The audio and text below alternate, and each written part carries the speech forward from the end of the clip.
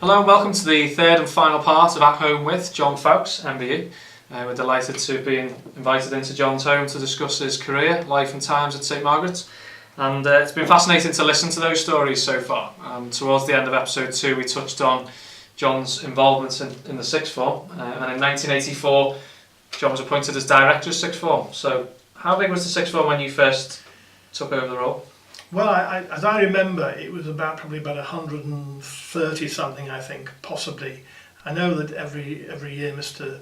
Enoch, when he was head, used to come down and say, how big are we? Because of course, obviously, school finances were governed by the size of the sixth form. When I left, we were really at capacity at 250, and we were earning something like £1 million a year for the school budget, in a sense. So that gives you some idea of, over the years, how the sixth form grew, and also of course changed in that it became much more citywide based sixth form, in that we used to do many interviews, well over 150 sometimes, but interviews a year with students from outside St Margaret's itself. And when we became part of the Faith Partnership in the 1990s, and we were involved with St Hilda's, Archbishop Blanche, Bellerive and Shawfields, then when we used to share courses, then there were many students who came over part-time as part of their courses in the other schools, and some in fact who came over and joined us full-time. And so the number of girls in the sixth form gradually increased and increased. So would you say you were excited by the opportunity to lead the sixth form and put your personal stamp on the place? It was the job I really wanted.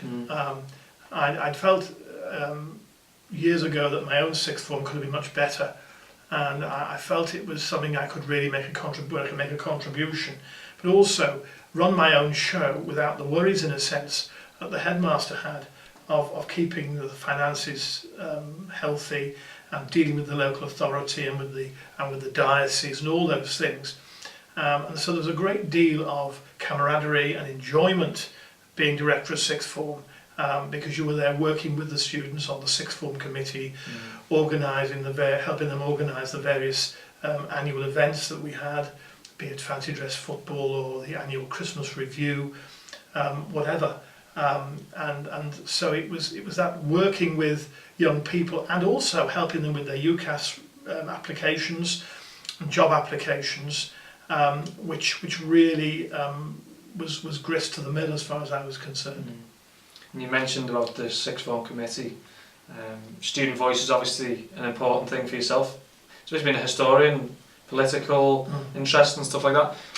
How did the sixth form committee start up? How did that come about? Well, it had been going in BJ, Mr. Johnson's day, and so it was really a case of developing that really, and encouraging people to take part, and also to have hustings as well, so that people could actually vote. Also, it was a fairly open-ended arrangement, because it meant that people perhaps who shone later rather than run sooner, in a sense, could be co-opted onto the committee and could join in. And so it wasn't an exclusive group.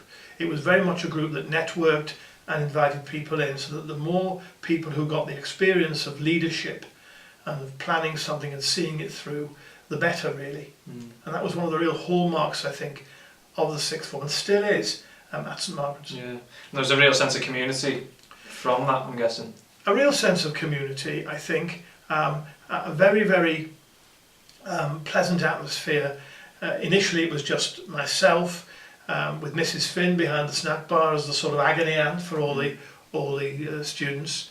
And she was a tower of strength really. That snack bar was a great focal point for the sixth form. And of course we ran it ourselves, and in the 80s when money was very, very scarce, it was the sixth form snack bar profits which in fact paid for all the careers materials, kept up the refurbishment, and gave us a kitty to subsidise events and individual students sometimes. So I'm guessing numbers at St Margaret's obviously have grown over the years. In sort of mid-90s, I guess the sixth form was increased and you were needing some extra support really in terms of staff. Well, that's right. I mean, gradually it became evident that with the number of girls, we did need some more staff support, and fortunately Mrs. Brooks was appointed and was able to bring her own contribution, particular contribution to the sixth form, and to look after the young ladies in our charge. And that lasted right up until I retired, in fact, and we were together a very, very good partnership, and eventually supported by Chris Barry, who was our administrative assistant, and she was succeeded by Pat Gray, of course, who is still at the school at the moment, and of course by yourself at the very end of my tenure as director. And obviously Jackie McKechnie joined the team. Of course, yes. So there was Jackie as well, yes. As the sixth form expanded, the team expanded to sort of help support that. That's right, it did, because we were so successful. So I'm guessing towards the end of your time at St Margaret's, you were wearing your little badge in your lapel there. Yes. You were awarded an MBE. Tell us about that. That was very, very humbling, really, and I was delighted because it was organised by both the students who were in the sixth form at the time, and also by them contacting past students. The prime mover in it was Andrew McCalden, and he gathered together a huge amount of evidence from people across the city, old boys, people like Lord Alton, for example, who wrote very generously about me. And this was supported obviously by the staff in the sixth form, and particularly by Dr. Dennison, the head. And it all then went off to London. And when I received eventually from Andrew a copy of what had been sent, it was amazing how many people had written such super things, really, which made you feel even more sort of more humble in a sense. And so you get this letter through the post, and you can see it's got number 10 Downing Street, and you wonder what on earth it is, because it clearly isn't a tax return. Although at first you might be forgiven that it might be. And of course then you open it and they say, the Prime Minister's been minded to recommend you to Her Majesty for an honour, and then they say what it is, and then they say, do you want it or not? And you tick this box to say which ethnicity you are, and you send it back. And you're sworn to secrecy, of course, and until you're published at 1 minute past midnight in the London Gazette. Right. Then it becomes official, and that was the day of the New Year's honours, in fact. And so the word gazetted comes from this very business of publishing honours, and I suspect military promotions as well, in the London Gazette. And so that happened, and the phone began ringing at 7:30 in the morning, I remember. But that was a great experience, because it was Her Majesty who was there to present me with the award, and also it was in some ways, I suppose, the crowning achievement, or the crowning validation of the years that I had spent at St Margaret's, working with the students year after year, generation after generation, fathers and sons, that sort of thing. Well, I think everyone watching will certainly agree with myself that it's a tremendous achievement and an honour for yourself to have achieved. And an honour for the school, I have to say, as well. Absolutely. I took it that way as well. Absolutely. Yes. Now, I had the honour as well of working with yourself for a year, following my time at St Margaret's Sixth Form. You obviously had to take the difficult decision to retire. Yes. Was that a difficult decision for you, or did you feel the time was right? Well, in some ways, I was a little torn, because I had by that time taken on the job of looking after the ethos developing the ethos of St Margaret's and the assemblies and the religious worship. And I greatly enjoyed the opportunity which I was given to refurbish the chapel from a grant that we had received. So there was a great deal of work involved in that, and a great deal of work I felt, in a sense, that had actually been achieved. And so I decided that I would go in 2011. After much thought, I found it very difficult to talk about. I remember not telling Mrs Brooks until, well on towards the end of term, because I didn't really want to sort of talk about it.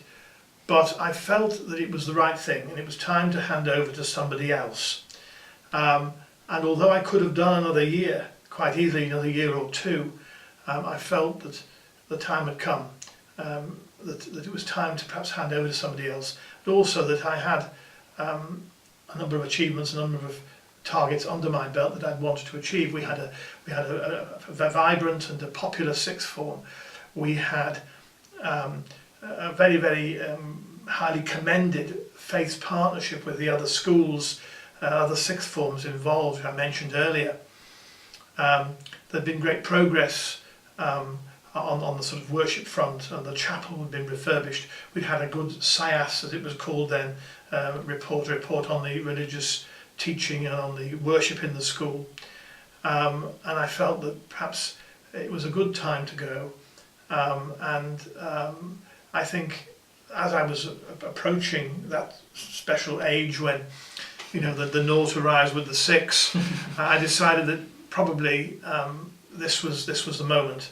And although I was deeply touched by those students from the upcoming year 11 who said, couldn't you stay just for us, just even for 1 year, the die was cast by that time.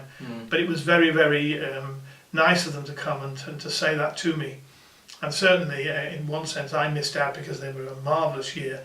But on the other hand, I bequeathed to my successor an exceptional lower six, which gave him a good start, really, which I was pleased about. Yeah, and I'm pleased to say that you are still involved with St Margaret's. You haven't seen the last of you just yet. They can't get rid of me. No, we can't. They can't get rid of me, that's the thing. No. Obviously you're chair of the Essemmay Association. Yes, that's right. You're also a governor. Yes. And we work together on different aspects of the careers programme as well. And the football, of course, as well. And the old boys football team. So you are involved heavily with St Margaret's. Is it safe to say that St Margaret's has been a big part of your life? It's been an enormous part of my life. And when I retired, it was good to carry on with some of the areas that you've mentioned. But I think what I have tried to do is to have other interests and to be sensible and a little circumspect in sort of not being around the place all the time as if I can't be away. It's great to go in because I'm always given a great welcome, and it's great to come in and see how the school's progressing and see particularly the new buildings that we've seen recently going up. And so that's really marvellous to be involved in that. And also through the governors to give a little expertise back, a little perspective back on the St Margaret's tradition, the St Margaret's way of doing things, which I think is very important. And more recently I've been delighted to carry on the tradition started by Bob Lynch of organising a Christmas reunion for retired staff. And that also has been a great great joy really, and it brings us together and we can reminisce and talk about old times and enjoy a good Christmas lunch. So those things are all part of the mix of retirement, but it's not only St Margaret's, I'm glad to say. There are other aspects to my retirement as well which I enjoy, and I hope to be able to continue my association with the school, with the academy as it's called now of course, for a few years yet. Yeah. So in conclusion, John, how would you like to be remembered by St Margaret's? How would I be remembered? Well, it's very difficult, isn't it? I'd like to be remembered as Joff, because Joff was approachable. The nickname I got based on my initials meant the students could be just a little bit familiar, certainly the sixth form anyway, but not that familiar. And it became, from my colleagues, a term of endearment. So I hope that I'll be remembered as someone who worked hard for St Margaret's and who always had the best interests of the school, its staff and its pupils at heart. Couldn't have said it better myself. It's been an absolute privilege, John, to interview yourself. Thank you. I'm delighted, as we've spoken about, that John's association with St Margaret still goes on to this day, and I'm very pleased that you've invited us in to start off this brand new series of At Home With, and we hope to be interviewing many more staff and students in the coming months and years. But thank you very much, John. Thank you, Greg. Thank you for your time. Thank you very much. And we'll see you again soon on the next episode of At Home With. Thank you for watching.